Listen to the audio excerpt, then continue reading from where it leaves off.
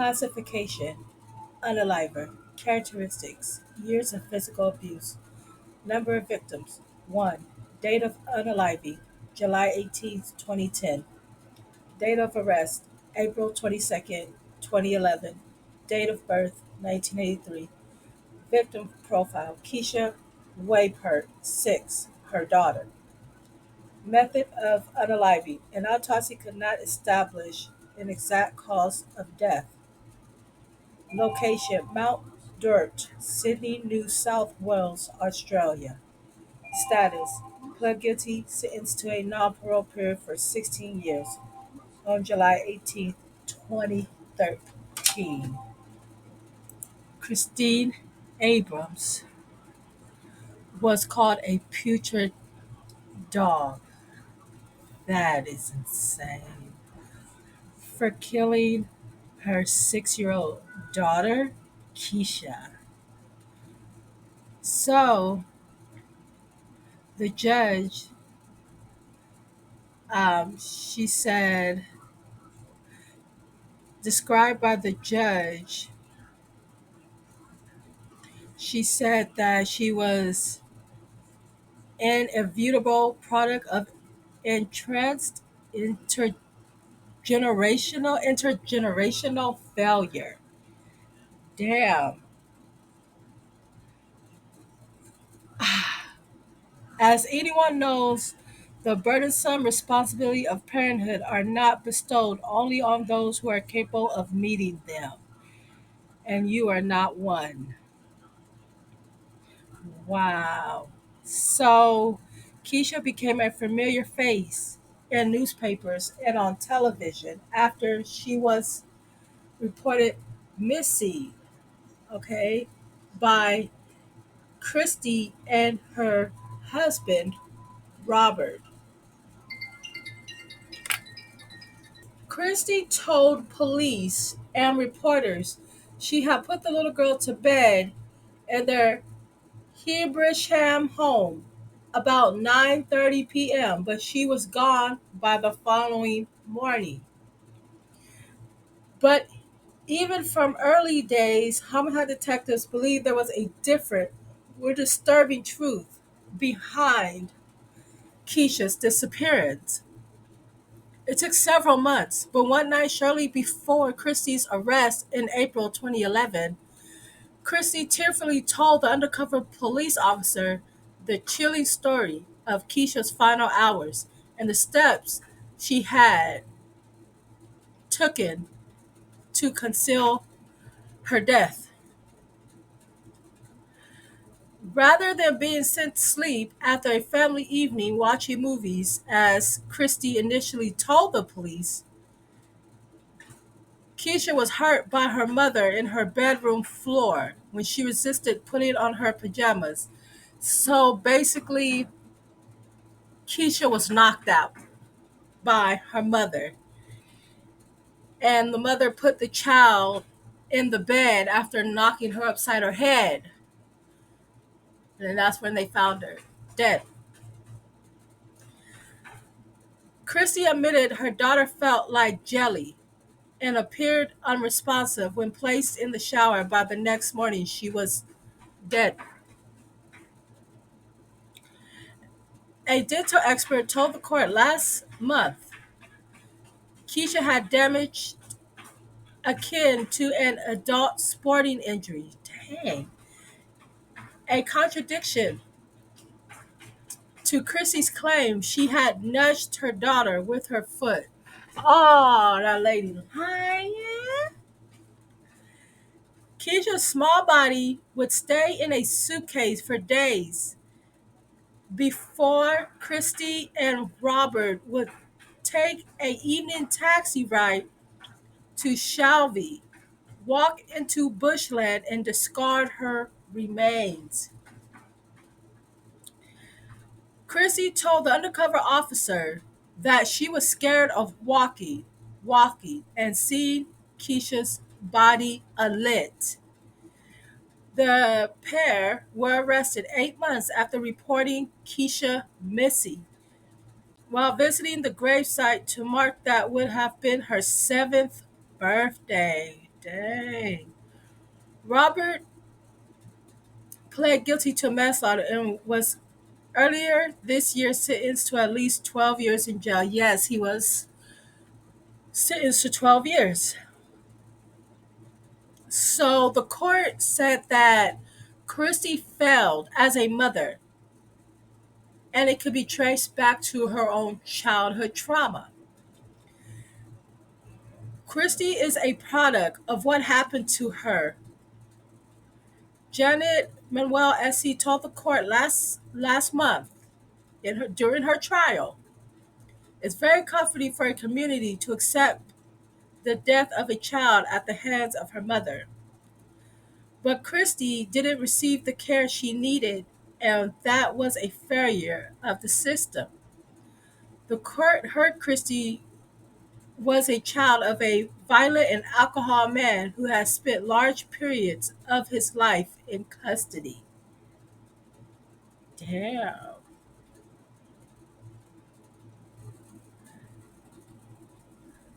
Uh, so now they're talking about, like, they say, like, people saw Keisha was in trouble, but the concerns wasn't enough. The little girl went to kindergarten like four times, and by education workers to amend, this were met by Kristi knocking and refusing to answer the door when they visit the home.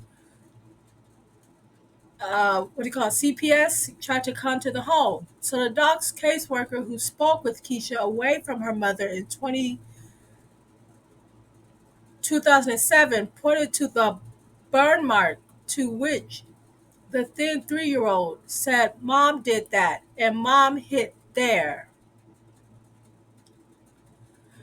So in the documents with the court, it said that Kristi looked very annoyed by Keisha's resemblance to her biological father and her ex-partner Christopher, and that it triggered the abuse just because Keisha looked like her ex-boyfriend. People say that Keisha would flinch when Kristi would just raise her hand to speak casually, and she appeared fearful. So now, going way back, so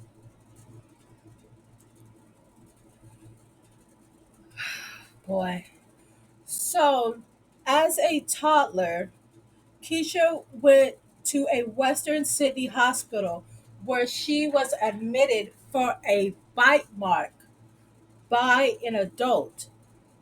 The injury suffered by a pretty blue eyed girl was yesterday described as a source of a significant bite wound, and it's emerged that Chrissy was known to numerous government departments, such as education and health, and nobody did nothing. The most harrowing details of her life cannot be reported for legal reasons. Keisha was last seen at 9:30 p.m. Saturday morning after her mother discovered her bed empty and the front door ajar, though it showed no sign of forced entry. Relatives yesterday speculated Keisha may have been abducted while playing with stray cats. Facing the media, Keisha's mother, Kristi, begged for her beautiful girl's safe return. If anyone has seen her, can they please tell the police? Her step grandfather playing with cats. Maybe she got up and got out to play with the cats, he said. He said the family had watched a movie Saturday night when Keisha was put to bed around 9 p.m. The police confirmed Kristi and her partner Robert were the only two people to see the child in the 3 weeks leading up to the mysterious disappearance. It's been a living hell, Robert said.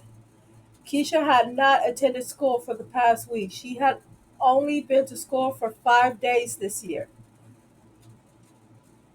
They said they held Keisha would be found alive. A massive search of the surrounding area continued until 10 p.m. yesterday. So they didn't find her that day. So they resumed the search in the morning. And then the forensic team went to the family's home to look for more clues. The police media unit yesterday admitted boggily the first information released of Keisha's disappearance after the number of a black town car yard was left for people to call if they had information. Wow, this was so sad. Police investigating the disappearance of the 6-year old Sydney girl, Kristi, her immediate family were all being treated as suspects and called off their ground search for the missing girl. Exhausted after 7 days of police combing areas in her family's DWAT unit, detectives have interviewed the girl's mother, Kristi, stepfather, Robert, and father, who have all denied involvement in the disappearance. Everyone is still considered a suspect by the detectives. The physical search has concluded, but Strike Force Joaquin will continue to investigate Keisha's disappearance. A witness emerged with a fresh information about Keisha, saying she saw her near her city home a week before she went missing. Keisha was last seen around 9:30 p.m. last Saturday with her mother, Kristi, put her to bed. Okay, so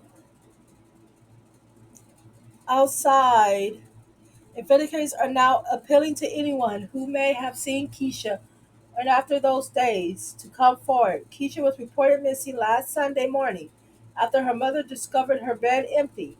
Detectives yesterday refused to confirm if they had any suspects following the claims of the child's stepfather, Robert. And so, Christopher, who is separate from Keisha's mother, was taken to Mount Durbin Hospital at 1:35 p.m., vomiting blood and mucus after his mother Liz found him in a dire strait. He's feeling terrible. He just wants her to come home. It's not fair for whoever has her to just give her back, Christopher mother said.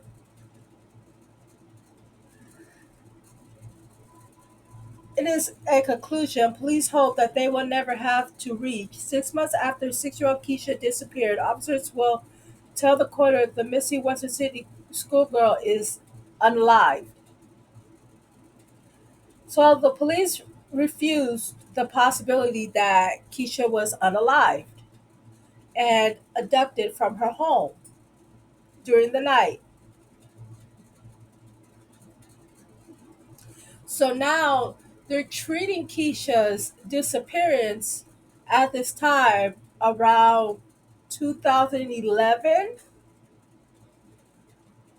in January of 2011, as a homicide, no longer a disappearance. It's hard to call and have to make a pretty big decision. We have 6 months of exhaustive investigators into the little girl's disappearance, and that is where we are at. Startling information revealed Keisha had not seen alive in 3 weeks before her mother, Kristi Abrahams, and her stepfather, Robert, reported her missing in the morning of August 1st, saying the little girl had been abducted from her bedroom. And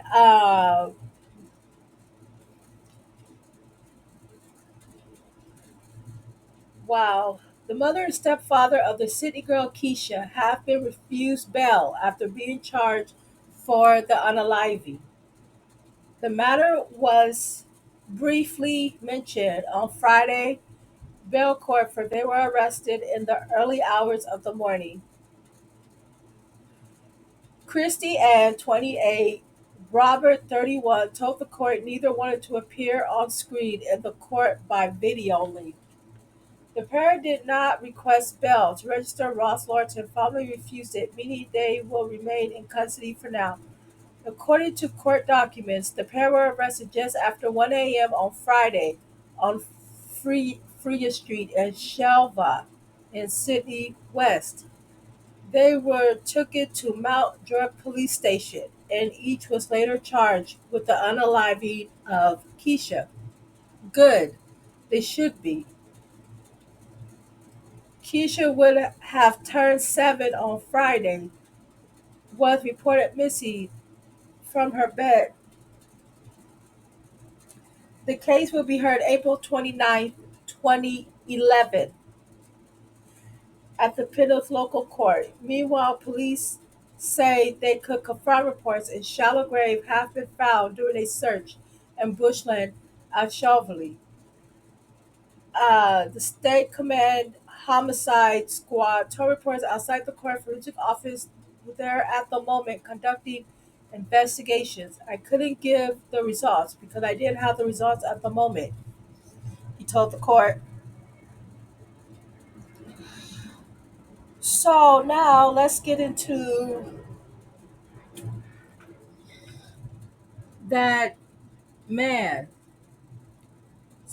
But before that,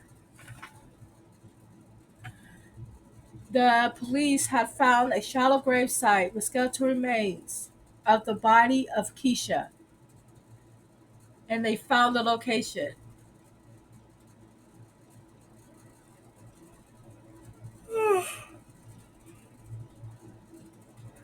Okay, so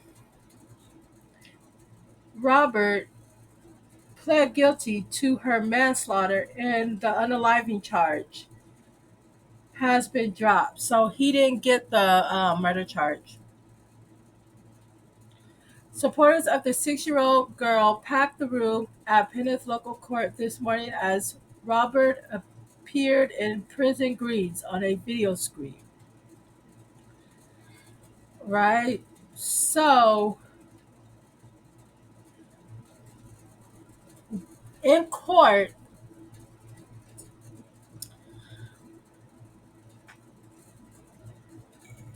he testified that he treated Keisha like his own daughter. The little girl was unalived at home. Robert burnt her body and buried it in a shallow bushland grave before pretending she had disappeared. Robert, 33, had ample opportunity to seek medical help for the 6-year-old Keisha, who was knocked unconscious by another person in her home in July 2010. The Supreme Court in Sydney heard on Friday. That is that is so sad. He saw her condition deteriorate and did nothing about it. Robert went to work the day after Keisha was injured, leaving her in a comatose state and returning home that night to find her unalived. He knew Keisha had been knocked out. He knew he didn't wake her. He had ample opportunity to get her medical assistance. Robert has pled guilty to the manslaughter of the girl on the grounds of negligence and being accessory after the fact of the unaliving. Another person who cannot be named for legal reasons will stand trial for Keisha's unaliving later that year. So, the state of the facts tell the court that Robert told police he heard a loud bang from Keisha's bedroom and discovered she had been knocked out. I must have the worst luck. And I was like, I didn't do anything, but I'm here. I'm in the picture. I'm part of it, Mr. Smith later told the undercover police officer. After Keisha died, the court heard Robert stuffed her body in a suitcase and left it in her room for about 5 days before he and his co-accused took it to the prepared grave at nearby Shalvey on, on July 18, 2010. Robert then doused the deceased body in petrol and set, if you don't know what petrol means, it's gasoline, but they say petrol over there in other countries in Europe. So he doused her in gasoline and watched her burn. This is so sad. Keisha was eventually reported missing from her home in Western City on August 1st. So they took some time to report her missing. 8 months later, in April 2011, on what would have been her seventh birthday following a lengthy undercover operation, Robert and his co-defendant were arrested at her grave. Good, they need to stop pretending. An exact cause of death has not been established by postmortem examination. Found Keisha may have sustained several head injury around the time of her death. Defense barrister Mark Austin told the court Robert was a passive man who was physically and verbally abused by his wife, while leading to feelings of helplessness and high levels of anxiety. Robert was fundamentally quiet by nature and suffering from low self-esteem. His failure to return medical assistance for Keisha can be explained by the aspects of the relationship with his wife. I say that's a caco bull. He was particularly involved with prime mover, if you like, in the disposal of the body, including burning the body in such a way that prevents the crown from proving consistently the cause of death. Damn, this is so sad. Just burn her because she didn't want to put on her pajamas. So basically, the stepfather, I'm gonna wrap him up. He got 12 years and non uh, probation. So this weirdo, Robert, got released April 28th, 2023.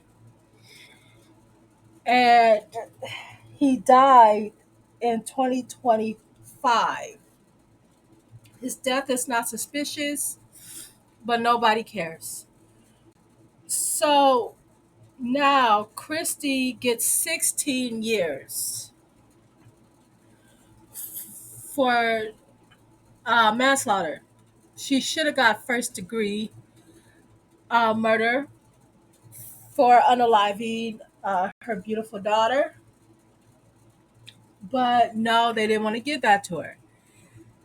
So they gave her 16 years non parole period, and she is eligible for parole in 2027.